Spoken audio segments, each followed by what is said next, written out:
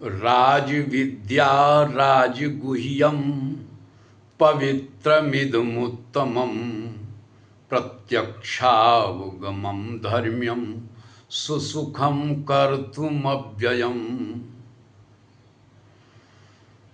मधुसूदन भगवान कृष्ण अपने प्रिय सखा गांडीव धनुधारी अर्जुन को बता रहे हैं कि देखो अर्जुन, मैं जो यह तुझे ज्ञान दे रहा हूँ, यह कोई ऐसा वैसा ज्ञान नहीं है, यह कोई साधारण ज्ञान नहीं है, बल्कि यह समस्त विद्याओं का राजा है। इसीलिए हमने इसे राज विद्या की संज्ञा दी है, इसे राज विद्या कहा है। यहाँ पर आप लोग ध्यान देंगे, इसी को राजयोग कहते हैं। इसकी विशेष बात यह है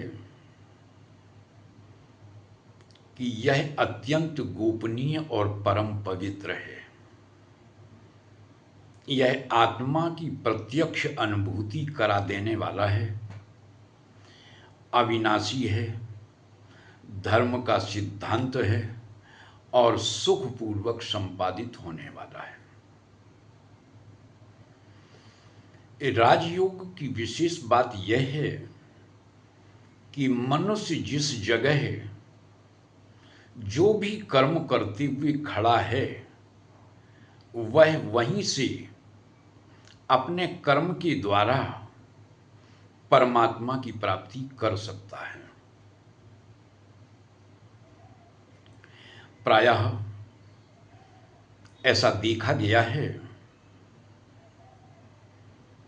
कि मनुष्य परमात्मा की प्राप्ति के लिए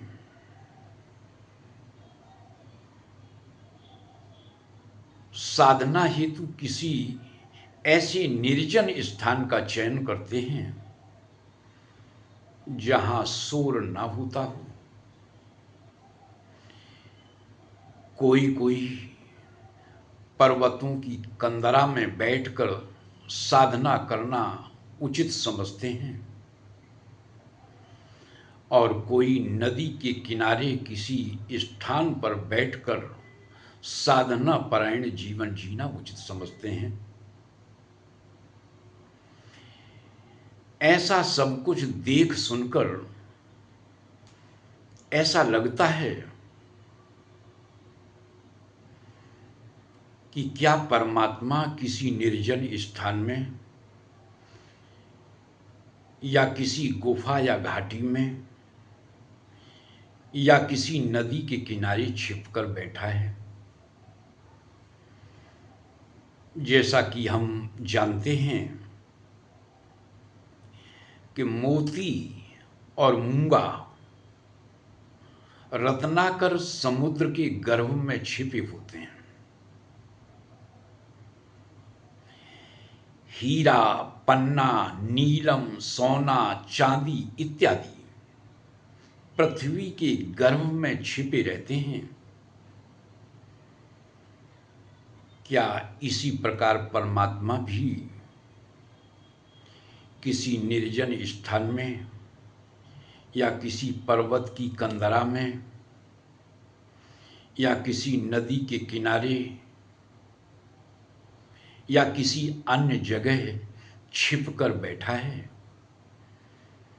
जो हमारी आंखों से ओझल है, जो हमें दृष्टिगत नहीं होता? तो प्रश्न उठता है, आखिर हमें परमात्मा की प्राप्ति कैसे हो? परमात्मा से साक्षात कैसा हो?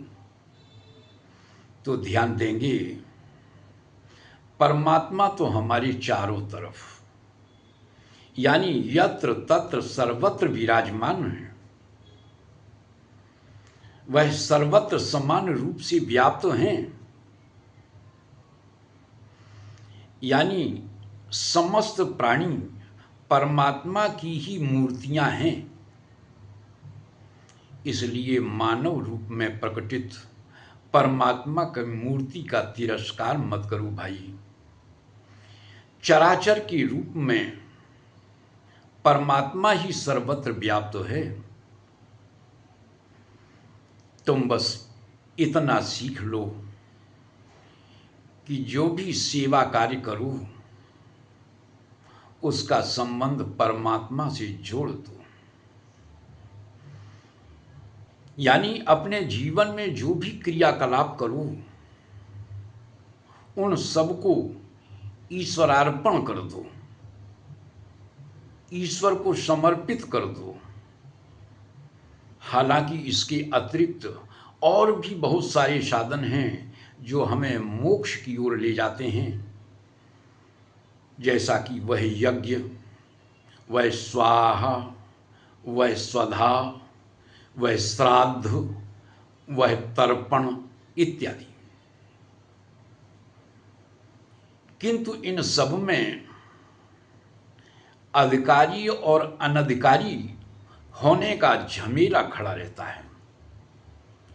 इसलिए परमात्मा का गुलाम बनकर रहने का जो मार्ग है वह अत्यंत सुलभ और सरल है।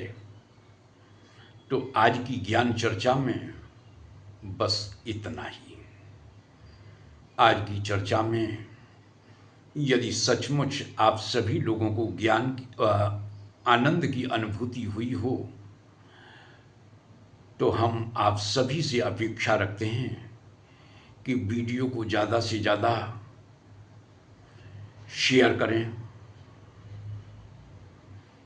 देखें, अपनी आख्या दें, और यदि आप नए हैं तो हमारे चैनल कृष्ण संदेश सुधा को सब्सक्राइब करने में किसी भी तरह का संकोच मत करें।